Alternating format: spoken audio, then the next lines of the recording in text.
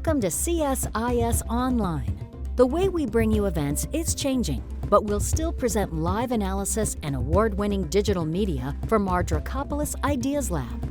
All on your time, live or on demand. This is CSIS Online.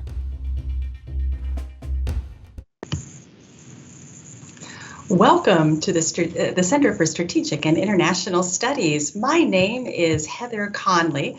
We are delighted to be able to bring to you the Russia Military Capabilities Working Group, an event that is generously funded by the Russia Strategic Initiative of the U.S. European Command in Stuttgart, Germany. The opinions, arguments, viewpoints, and conclusions expressed in this program and work do not represent those of the Russia Strategic Initiative, U.S. EUCOM, the Department of Defense, or the U.S. government. So with that, this is such a timely opportunity to understand Russia's strategic and new regional military posture and its capabilities in the post-U.S. NATO withdrawal from Afghanistan, and importantly, thinking about the implications for U.S. Security as well as NATO and Europe's security. I think it's probably, before we dive into this conversation, I think it's helpful to get a mental map and a visual map of the region that we are talking about. And I'll ask our colleagues to go ahead and bring that map up. We want you to take a look at this to understand distances, to understand the three Central Asian countries that border Afghanistan, Tajikistan, Uzbekistan, and Turkmenistan, to see actually how far away Russia is from the Afghanistan border, to better understand Russia's concerns about instability in Afghanistan, how it may pour over into regional instability in Central Asia, how this may increase the terrorist threat in Central Asia and in Russia, and of course, the increase in heroin trafficking. And of course, Russia is the world's leading heroin, accepting nation in the world per capita. So these are important threats, and Russia is taking advantage potentially of the vacuum that is left by the withdrawal of U.S. and NATO forces. And we want to better understand what this means for Russia and for our own security interests. Of course, Russia isn't the only great power that will potentially benefit from a power vacuum in Afghanistan. And we'll talk about China's role and Sino-Russia cooperation potentially in Afghanistan. So I can't think of two better people to help us untangle this very complex set of issues and to better understand Russia's military posture and its implications for the United States than our two colleagues here. I'm delighted to introduce to you Dr. Pavel Bayev, a research professor at the International Peace Research Institute in Oslo, Norway, and you can see this beautiful Norwegian picture backdrop behind Pavel. Pavel is also a senior non-resident fellow at the Brookings Institution and a senior research associate at the Institut Français de Relations Internationales, IFRI, in Paris. And Pavel has done some extensive writing on Russia's posture and implications for Afghanistan, so a prolific writer in that. And then we're also very pleased to welcome Dr. Erika Marat, Associate Professor and Chair of the Regional and Analytical Studies Department at the National Defense University. Erika previously directed the Homeland Defense Fellowship Program at the College of International Security Affairs at NDU. So we have two fantastic discussants to dive right in to help us understand Russia's military posture. So Pavel, I'm going to turn to you and ask you to offer your reflections, and then Erika will turn to you and we'll get into the Q&A section. I just want to encourage our audience on our event page. We want to bring you into this conversation. Please submit your questions and your reflections on this important topic. So again, welcome to the Russia Military Capabilities Working Group. Pavel, Erika, thank you for joining us. Pavel, the floor is yours. Thank you very much, Heather. I'm very glad to be a part of this event, and I want to cut my presentation short, reducing my Russian propensity of turning every presentation to a long lecture. I'm really looking forward to exchanging the questions. And the situation is really very changing and very fluid. So whatever analysis we have now may become irrelevant a week from now. And it has changed already very much looking from Moscow, because the first reaction in Moscow about the events in Kabul in particular was really very joyful. Every America loss is Russia's win. That was the main perspective. Plenty of gloating. But in a matter of a few days already, suddenly there was a recognition that Russia has a problem. So the discourse now is much more about America. You cannot just run away. This mess is your responsibility. But discourse is discourse, and the recognition of the scale of the problem is gradually being internalized in Moscow. And three-track policy is designed to deal with the problem. The first track is talks and negotiations and diplomacy with Taliban. The second track is relations with the allies in Central Asia, disciplining the allies, so to say. And the third track is building own military capabilities. A typically Russian way to have it three ways, but truth be said, there's very little satisfaction in either of the tracks. On the first track, yes, the conversation with the Taliban is going on, but there is a recognition that the people with whom Russia has been conversing have very little influence on the real politics in Afghanistan. The government of the Taliban consists mostly of the old-timers, of the people with whom Russia, in fact, used to have very bad relations back in the late 90s and at the beginning of Putin's era, so to say. Yes, the ambassador, very appropriately named Kabulov, is still doing a lot of communication with Taliban, but the general perception is that the situation in Afghanistan is hardly going to be much controlled by the new government. There will be a lot of chaos, a lot of space for various extremist and terrorist groupings to operate. So diplomacy cannot reduce this problem. As for relations with the allies, probably Erika will tell you much more about that. But looking from Moscow, the idea was somehow to bring them closer, to control them tighter. And not much success on this track either, I have to say. Turkmenistan says we are entirely neutral. Uzbekistan is saying we probably can contemplate dialogue with Taliban. Tajikistan is very much against this dialogue. All Central Asian parties are kind of trying to find their own ways in connections with China, with Iran, with Pakistan, and Russia really cannot enforce any discipline on that.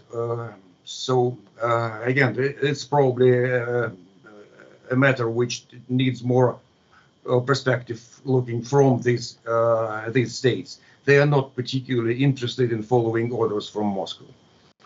And on the third track, you would probably expect that Russia knows how to do, building its own military presence. There are a couple of bases in Central Asia, in Kyrgyzstan and Tajikistan.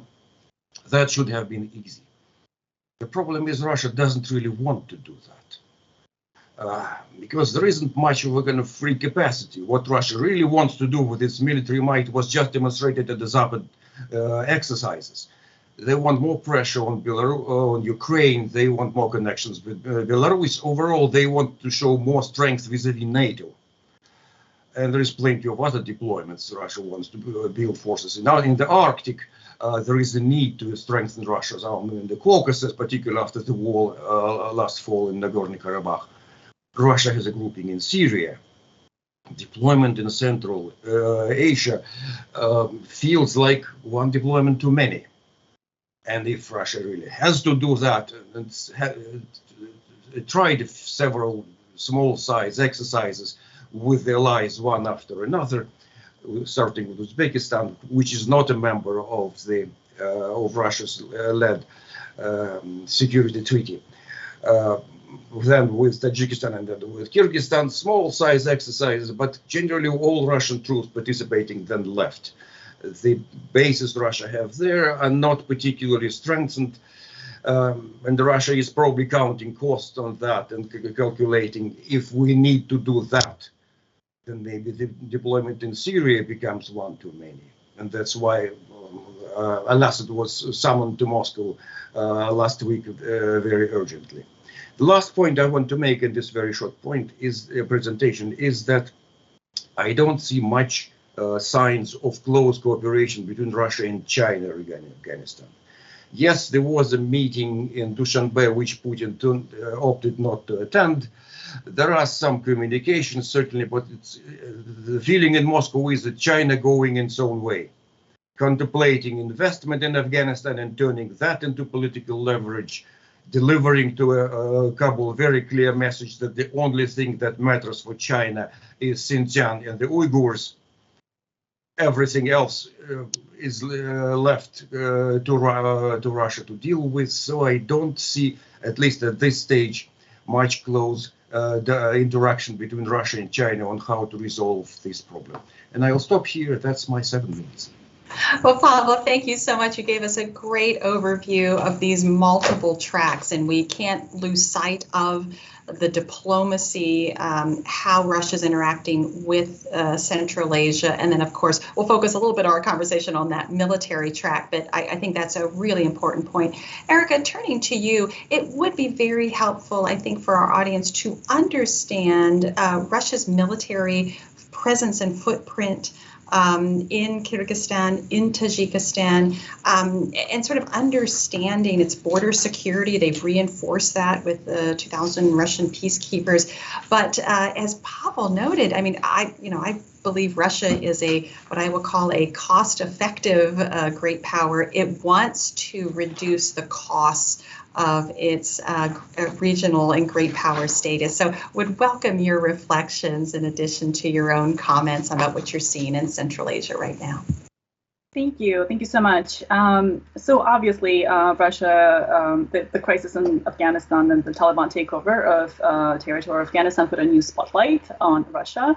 Russia has been very active in issuing statements on the security developments in Afghanistan, on whether it recognizes or acknowledges Taliban as the ruling power in Afghanistan. And specifically in regards to Central Asia, Russian MFA has been issuing so many statements, including on urging Central Asian states not to allow any Afghan refugees to even transit Central Asian countries because of the security challenges, not only for Central Asia, but also for Russia. And then there were also military drills in August where Uzbekistan even participated, and Uzbekistan is not a collective security treaty organization member. From an outside perspective, it might seem that Russia is disciplining or ordering, like Pavel said. But I completely agree with Pavel that there's only so much that Russia can actually do. And one of the reasons is because despite Russia's military presence, which is significant by comparison to other parts of the world, especially Russian military base in Tajikistan, where Russia claims to have some advanced technologies, including long-range air defense, anti-aircraft missiles, and a series of other advanced military technologies. There are combat technologies. And also the airbase in Kand in Bishkek that in the past few years expanded to hosting drones as well, in addition to traditional Air Force installation, being in the traditional Air Force installation. And then there are several outposts in Kazakhstan as well, various military installations. But despite the quite significant military presence in Central Asia, Russia is really entering a crowded space at this point. Russia is not the only one that is trying to order and convince Central Asian states to behave in a certain way towards Taliban. There is Pakistan now, there is India, and there is Iran. Pakistan has been very vocal in how it expects Central Asian countries, including Tajikistan, to accept recognize Taliban in Afghanistan. India is doing the exact opposite, of course, and possibly will use its foreign policy tools to also convince Central Asian countries not to be recognizing the Taliban in Afghanistan. So and then there is also China, of course, that has been very careful. So Russia is not the only big player that is trying to convince Central Asians to frame their foreign policy towards the Taliban the way Russia sees it. That's one. But second, also, even though Central Asian countries happily followed Russia's directive not to admit any refugees from Afghanistan, not by air, not on the ground, they're really navigating various external influences and challenges and their domestic interests. Central Asian regimes are developing their policy, their approach to Afghanistan, not by what Russia says or any specific external actor says, but it's a more complex calculation about what will be most beneficial for that specific regime and that specific time period. So, and that's how we see that the response to the Taliban is not uniform. And the starkest example is the diametrically opposite positions from Tajikistan and Uzbekistan. Uzbekistan's posture is very closely aligned with Russia's, that it is short of recognizing Taliban, it is acknowledges its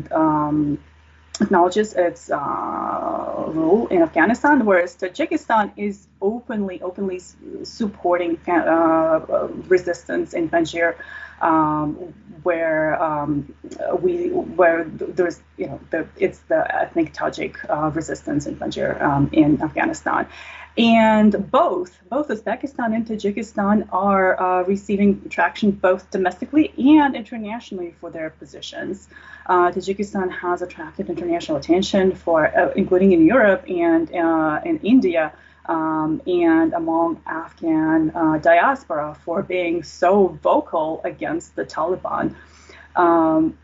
And Uzbekistan also is formulating its approach based on the hope. I think the main hope for Uzbekistan is that Taliban will contain ISIS-K within in Afghanistan, so that the ethnic Uzbeks who fight in ISIS-K are not a challenge for Uzbekistan. And I want to say just a few words on the CSTO. CSTO is largely a defunct organization. It never really proved itself in any security crises, and I think it will continue to be the case should there be any incursions across borders from Afghanistan to, let's say, Tajikistan or Uzbekistan, be that ISIS-K, drug traffickers, any number of irregular threats that might transpire in the coming months and years. I don't think CSTO will do much because it is notorious for not doing much during when the crisis really hits its member states. But there is one benefit from CSTO from the years prior, in the last 2 decades, that the military drills that it regularly conducted, there is a trickle-down effect especially for smaller countries like Kyrgyzstan and Tajikistan in their efforts to reform the armed forces from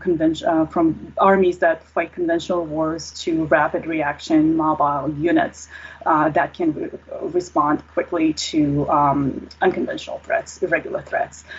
There's a trickle-down effect. And it did help both CSTO and SCO to do exactly that. But going forward, it will be really interesting to see how much Russia can actually do, because this will show the real capability of Russia to engage its allies in its foreign policy priorities and be able to not only deal with the Central Asian countries, but also with South Asian countries, and to navigate this complex geopolitical environment. Erica, thank you so much. And you already anticipated my first question was to help us better understand the Collective Security Treaty Organization, CSTO, and its role, because much is being made about the military drills that you mentioned, these exercises. It was announced that the CSTO will hold 3 more exercises in October, perhaps put one in November, but your description of the defunct nature of this sort of, again, this is a bit of sales and marketing, but perhaps what it's actually able to do. And so I wanted to pull out a little bit more how you view, Uzbekistan not being in that organization and having such a different approach to the Taliban. How does that disrupt that? And then, Pavel, I wanted to turn to you because we have another organization that, again, it's being highlighted, and that's the Shanghai Cooperation Organization, the SCO, which has an even broader array of actors. And do these organizations, other than try to help a process move along, do they have any material effect, or really we need to watch the individual players, China, Pakistan, India, Iran? These multilateral entities. I'd even add the Eurasia Economic Union, and potentially they don't tend to be, we've discussed them, but they don't tend to have a big role in the ground. So Erica, let me just have you pull out a little bit more on CSTO, and then Pavel, if you could maybe talk a little bit about the CSO and these broader organizations. Thank you. So CSTO has its merit in bringing Central Asian countries and Armenia together, Belarus together, and collectively socializing. There is some exchange of intelligence, of course, as well, and it is fairly prestigious activity to be to participate in CSTO events in Central Asia. But every Central Asian leader knows that should there be a crisis, CSTO is useless.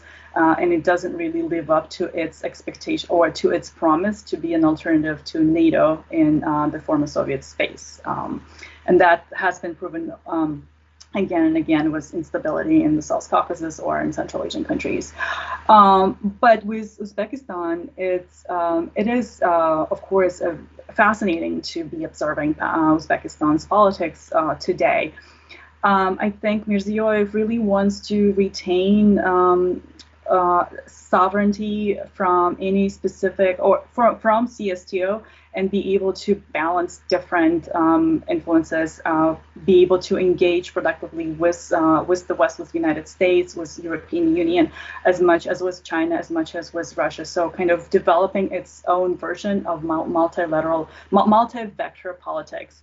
And at the same time, become this regional driver for cooperation between Central Asian states. So be the center for cooperation, be the source for cooperation in Central Asia. Other countries want to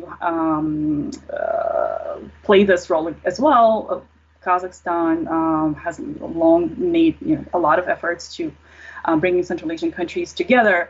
But Uzbekistan, yes, Uzbekistan is choosing its foreign policies, crafting its foreign policy to balance between various interests equally.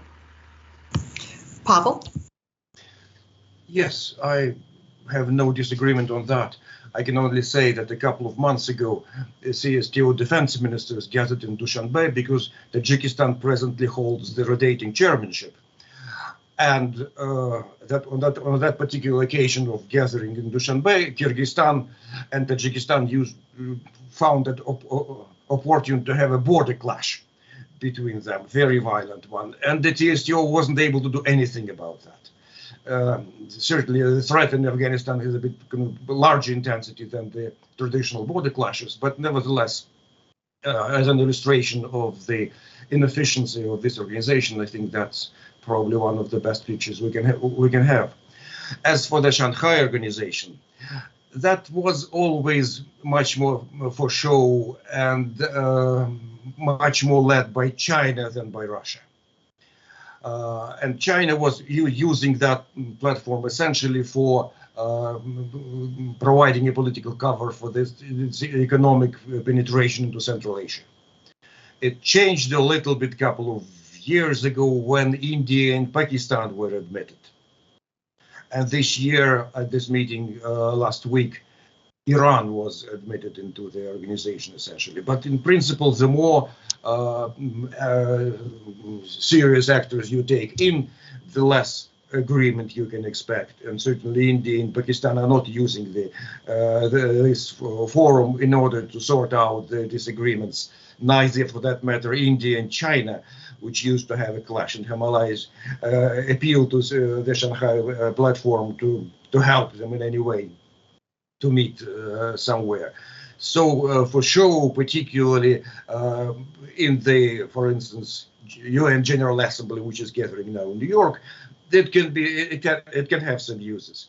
But for dealing with problems like Afghanistan, I don't see any efficiency, any usefulness in the Shanghai Platform. Well, it is so helpful because those are the organizations that grab the headlines, and it's so important to understand what their actual utility is. Pavel, let me stick with you. And again, I want to remind our audience, please send us your questions and your comments.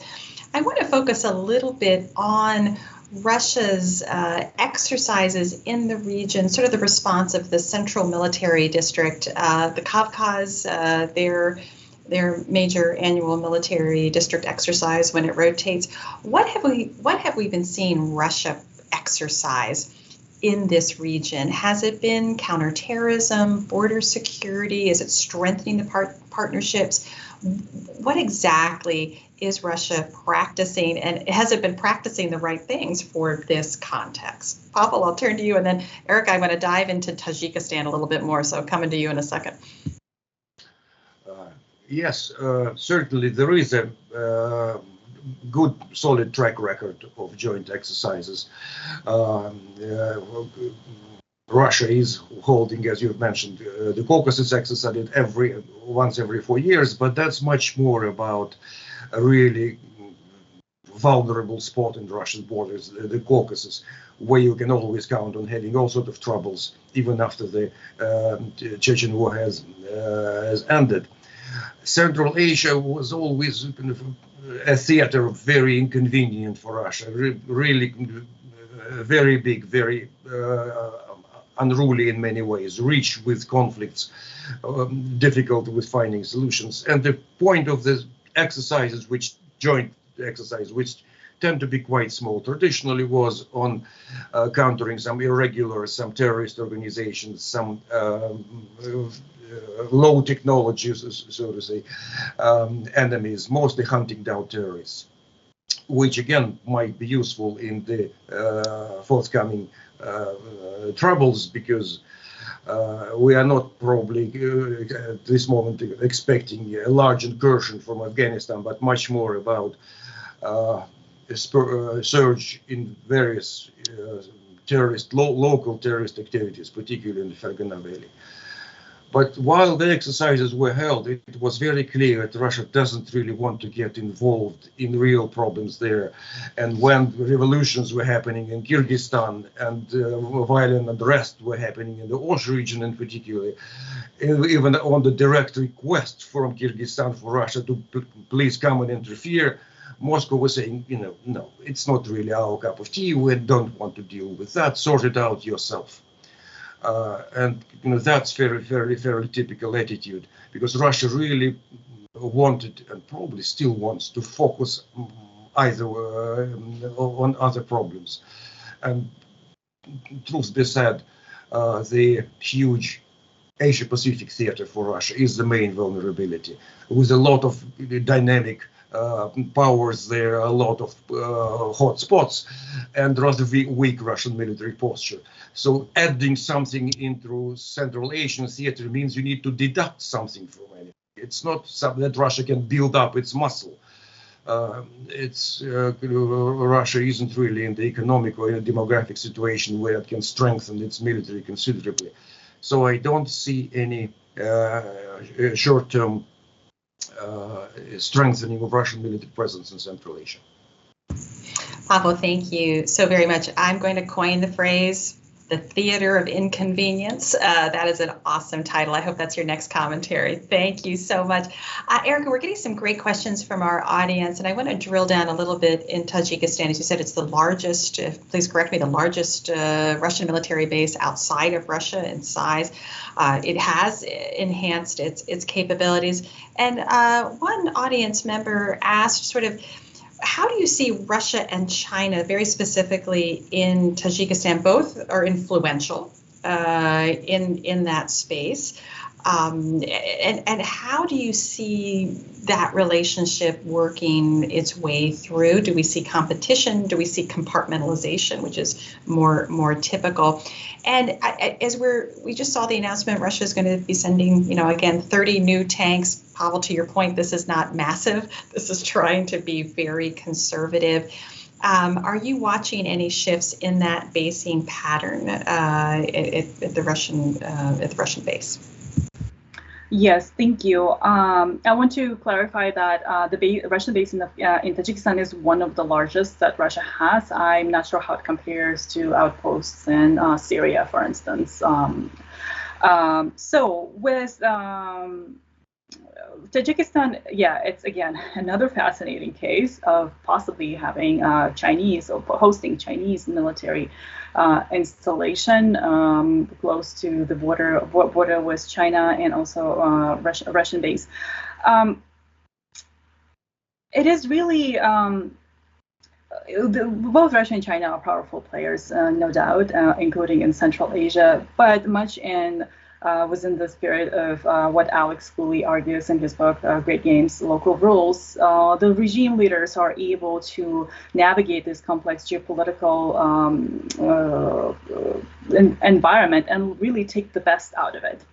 Take the best and maybe play Russia-China against one another, or create a space for competition for their influence. And Rahmon is the longest serving dictator in Central Asia. He's been in power for almost 30 years. He is planning to transfer power to his 33-year-old son, and every single domestic and foreign policy decision is partly based, if not fully based, on this calculation, this plan of successful dynastic transition to his offspring, and he needs to protect his regime, protect his son. And the discussions with Russia on increasing Russian presence along the border with Afghanistan have taken place even last year, not this year, but last year. So it is more of a long-term trend that he is trying to ensure that neighboring countries will recognize and will support his regime, including if it goes not as planned, if anything happens, if the opposition finds an opening to challenge Rahmon regime. And then also, very importantly, I'm convinced that one of the biggest reasons Rahmon is so loudly supporting Panjshir resistance is to drum up ethno-nationalistic fervor sentiments within Tajikistan, unite the nation against the external enemy and for a bigger cause than Tajikistan. So around the ethnic identity.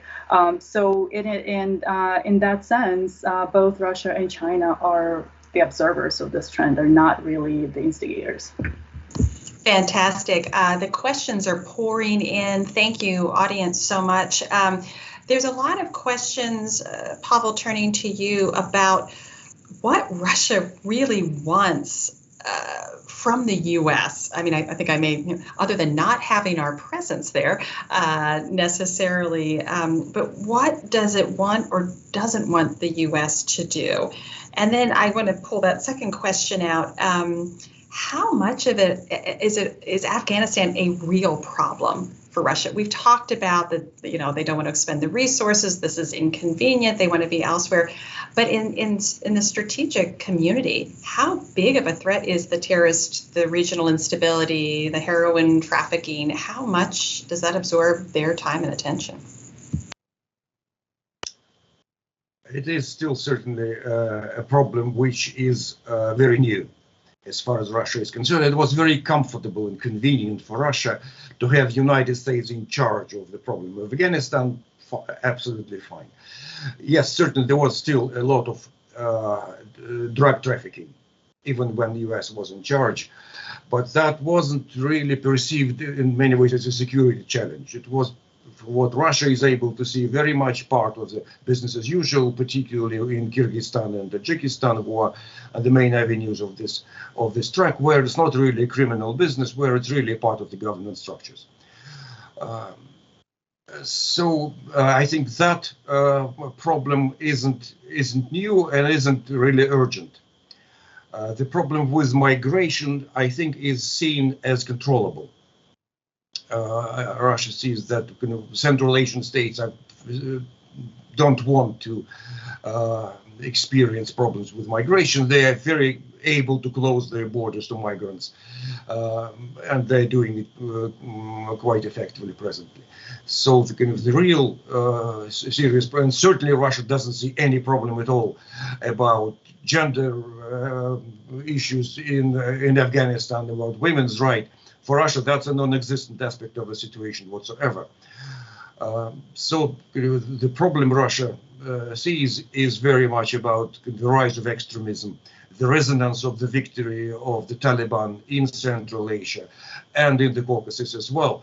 And that's an experience of the late 90s and at the beginning of Putin's era, where there was a connection between Afghanistan and the war in Chechnya, where Chechen fighters were able to train there. And Chechnya is one thing, but there were other organizations very much linked to the bases in Afghanistan.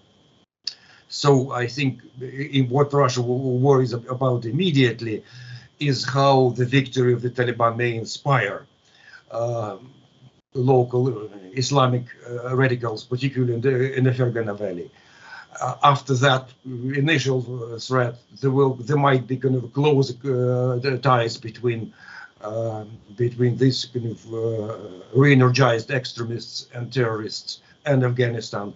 So this is seen as a serious security challenge, which will inevitably spread into Russia because the borders. The space is large, but the borders are porous, and there is a lot of inflow of labor migrants into Russia. Russia really needs that flow of labor migrants from Central Asia. So as far as what Russia wants from America at the moment, what the message about you cannot just run away, it's your responsibility still, it's much more about unfreezing the assets Afghanistan has, resuming humanitarian help.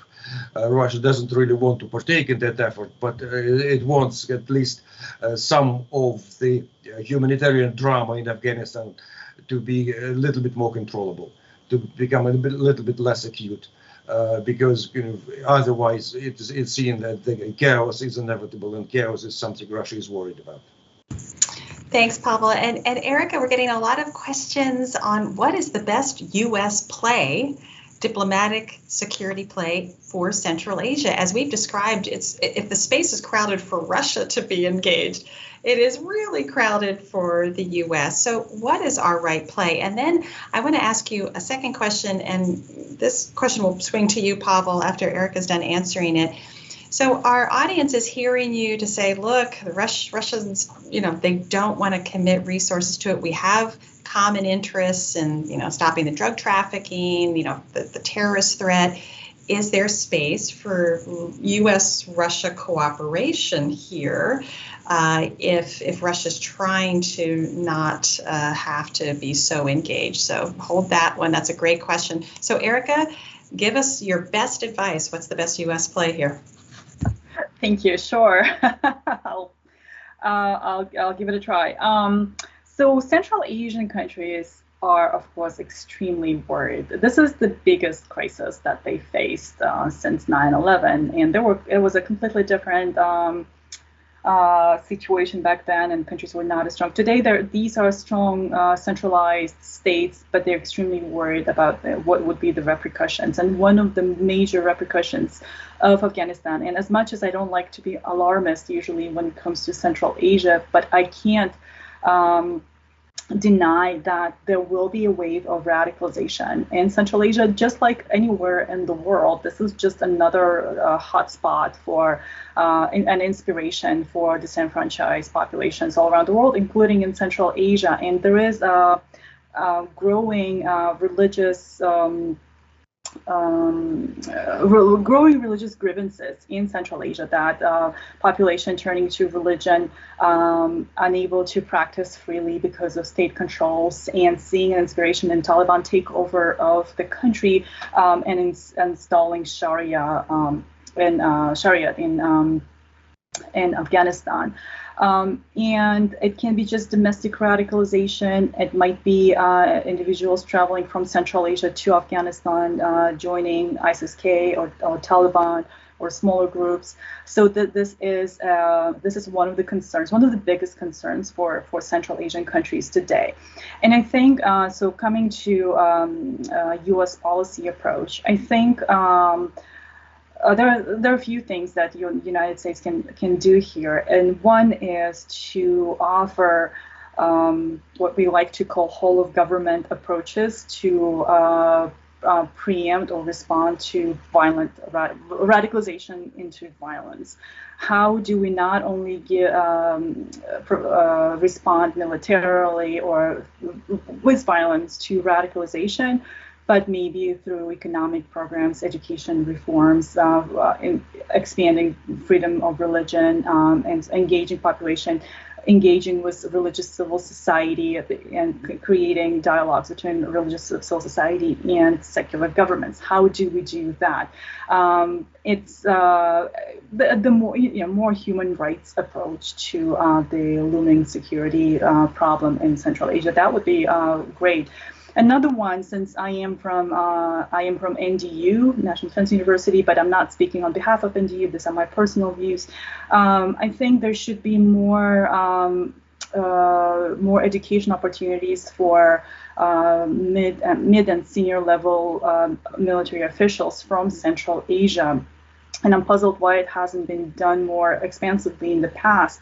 There are lots of military officials from South Caucasus, from Ukraine, who study in the United States. And I'm not talking about drills. I'm not talking about trainings, but really this in-depth education into strategic analysis, into critical thinking among Central Asian officials, so that they distance themselves from a more Soviet way of seeing security problems and try to approach any security problem by looking at root causes, by engaging with other government agencies in responding to security challenges.